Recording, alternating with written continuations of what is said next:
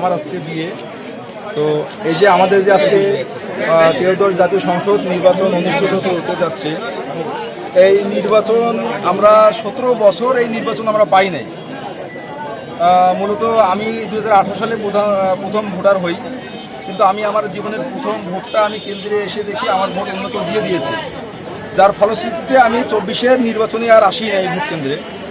তো সময়ের পরিবর্তন হয়েছে, সরকারের পরিবর্তন হয়েছে, একটা জনতার যে একটা আবেগ, এই আবেগের প্রতিফলন ঘটেছে, জনগণের চাওয়া পাওয়া প্রাপ্ত হয়েছে।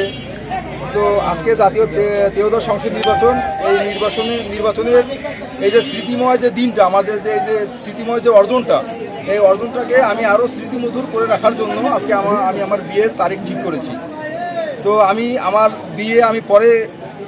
বিয়ের যে বরযাত্রী আমি পরে যাব, কিন্তু আমি আমার ভোট, আমার যে নাগরিক হিসেবে আমার যে ভোটাধিকারটা, এই ভোটাধিকার আমি প্রথমে আসে প্রয়োগ করব।